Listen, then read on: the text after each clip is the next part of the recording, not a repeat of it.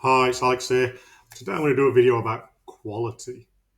And in the context of agile and modern, really just modern ways of working, quality in my working lifetime has changed quite a lot from being the idea that we attain quality through testing to actually getting teams to be self-organized and to be responsible for the quality that we output.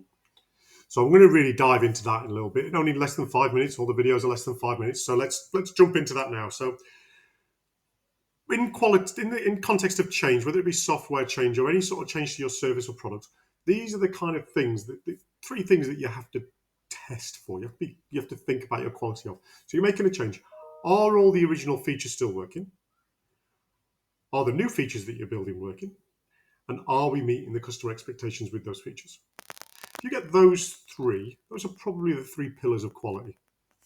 Now let's have a look at what that actually means. So traditionally, we would be looking at these three. So if the features are the features that originally were there, are they all still working? Well, traditionally that would be done by manual UAT. You'd get users in, you'd get them to test it, and they might find out that, that thing that used to be green is now disappeared, or that button there no longer works. And that would be what we call regression testing. Then what there'd be is the new features, and you get users to attest that. And now sometimes those features hadn't been very well spec'd, and we just do another revision of another cycle, an iterative way of working, which is great when you're doing it small. But when you're doing the bigger projects, that could be a nightmare. And UAT could actually turn into a new requirement session. The last one, are we meeting customer expectations? Well, that never really got any focus at all. It was kind of absent, largely because the traditional way of working was these big projects, and at the end, really, if you didn't hit the customer expectations, that was it. That was it done. But that one didn't really fall into quality. So when we're looking at quality from an agile point of view, what we're looking at there is looking at saying three things, except are the features still working? Are the original features still working? We want to automate that. That's really, really important. We want to get this done quickly and be able to iterate quickly. And as your product grows, which it should, there's a lot more regression testing to do. So as you do your professional testing of your new features, you just automate that script. And then you can run that really quickly. And Amazon have got that down to a T. So every time they do, it's called continuous integration, continuous deployment. They test everything, and out it goes, straight deployment. So automated regression testing is one thing that Agile does. Second thing is you get professional QA people to test the new features against the outcome that they were supposed to do. So if you're changing the operation of a certain button, or you're saying we're changing this contract to now have this thing in it, or we're changing this service to now have to work this bit quicker, they will test that. They're professionals. Now, what you can also do is just have your team that's a professional in QA and development, so the individuals, and then they just test one another's work. The final one is Agile's really focusing on analytics and listen, analyze, and act. And so you have OKRs, so the key results and analytics built into the team. And again, you get a cross-functional team that they can analyze their own things. That's how Agile really focuses on quality. You'll notice there's no test team.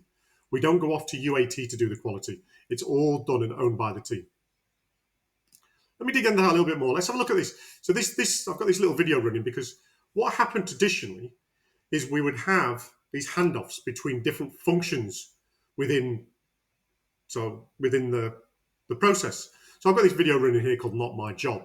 This is what happens. I suggest you go and have a look at it when you don't have an integrated team focused on. I'm going to pause that. I go and have a look at that, Not My Job. When you've not got a team that focuses on the outcome, but just focuses on their job, they fit a lock to a door going, well, my job's not one, the locksmith. Well, no, you've got to be part of a team and think about the outcome. But that never happened. The idea would be brought up with one team. That'd be handed over to the BAs to the requirement, handed over to the architects to the design. They don't care about the final outcome. They just care about their design. Then it goes on to a build team and they do the build. And then it goes on to the test team and the test team goes, oh my goodness, none of this works. Even then, done is done. There is no feedback from the customer. Now, Agile doesn't work like that at all. Agile has this loop.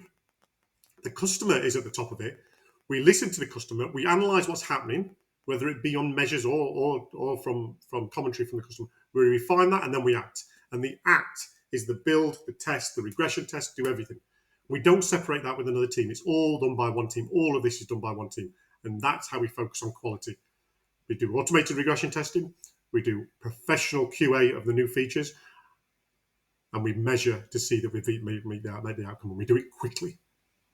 That's how you get quality in Agile world. Feel free to go onto my site and look for some of these other videos, part of the playbook. I hope you enjoyed this one on quality.